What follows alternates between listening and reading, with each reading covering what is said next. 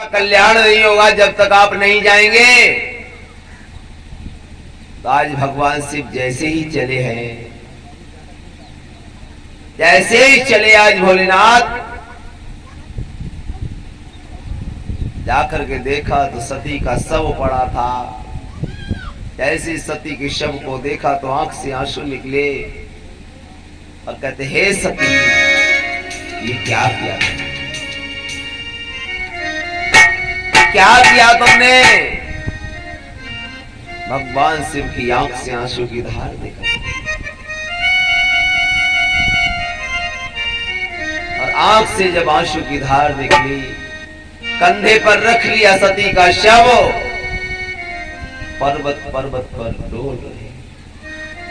कहते, हे सती, अगर तुमने मेरी बात को मान लिया होता शायद आज तुम्हें ये दुख देखना।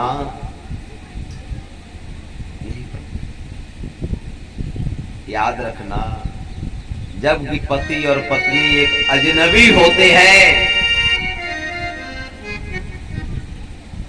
आज के समय में फिर भी जान पहचान हो जाती है भाई, फेसबुक, इंस्टाग्राम, व्हाट्सएप। लेकिन पहले भी लड़की को तब पता चलता था कि जब उसकी बारात दरवाजे पर आती थी।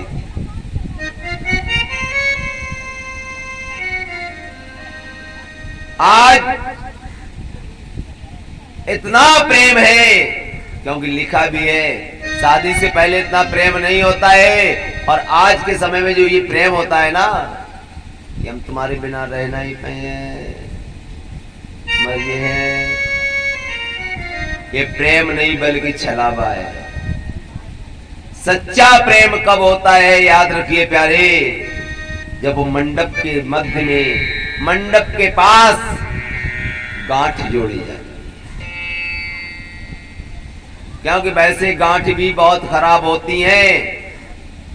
पेट में अगर गांठ पड़ जाए तो ऑपरेशन कराओ।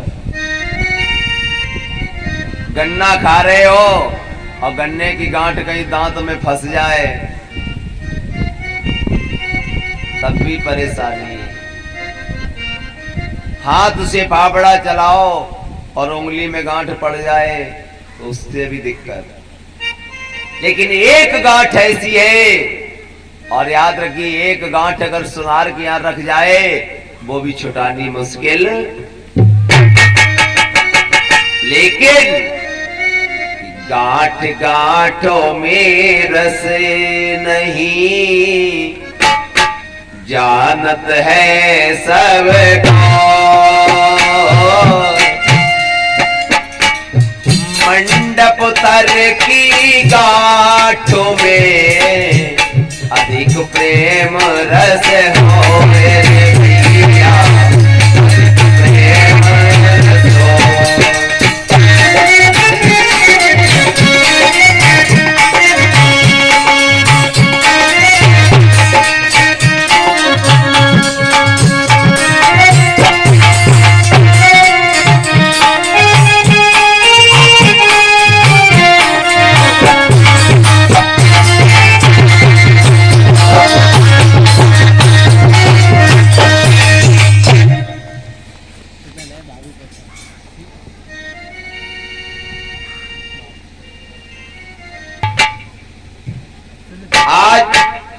श्रुति जी कहते हैं, ऋषिश्वरो, भगवान शिव सती को लेकर के आज जा रहे हैं, हर पर्वत पर दौड़ रहे हैं।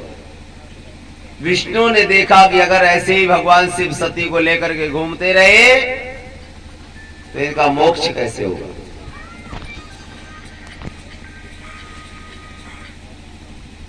आज उसी समय पर भगवान भोलेनाथ लेके आगे चल रहे हैं। पीछे से भगवान विष्णु ने अपने सुदर्शन के द्वारा सती के खंड किए, और जहां जहां पर सती का अंग गिरा है वहां वहां पर शक्ति पीठ, जहां नेत्र गिरे वहां नयना देवी बनी है, जहां कटिभाग गिरा वहां कामाख्या।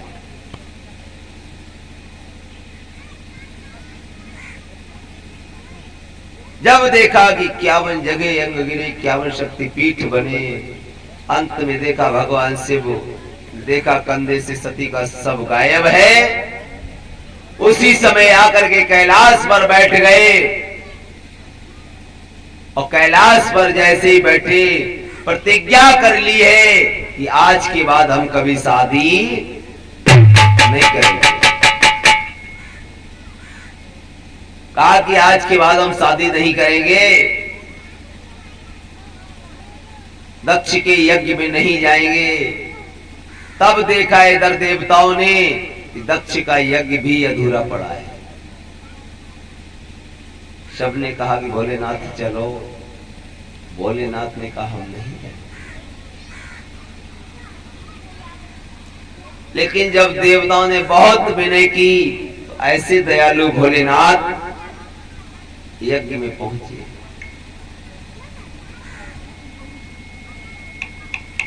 यज्ञ में जब पहुंचे हैं तो देखा कि पूखा की दाढ़ी से रक्त बह रहा है, भृगु की दाढ़ी से रक्त बह रहा है, पूखा के मुख से दांत बह रहा है, दक्ष का सब अलग पड़ा, धड़ अलग है, सिर अलग है। कहले प्रभु इस यज्ञ को पूरा कराइए। भगवान विष्णु ने कहा कि भोलेनाथ आप ही करा सकते हैं, क्योंकि शिव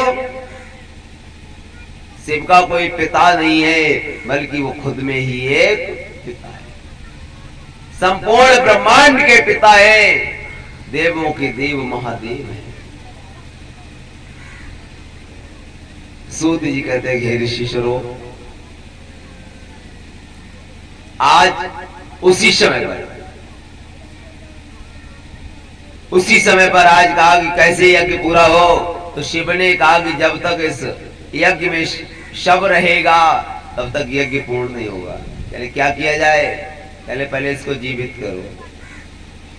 पहले कैसे किया जाए, क्या करें भोलेनाथ आप ही रास्ता बताएं। तब भगवान शिव ने कहा कि जाओ,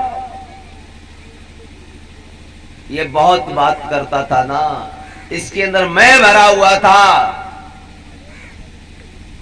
तब भगवान विष्णु के सुदर्शन के ही द्वारा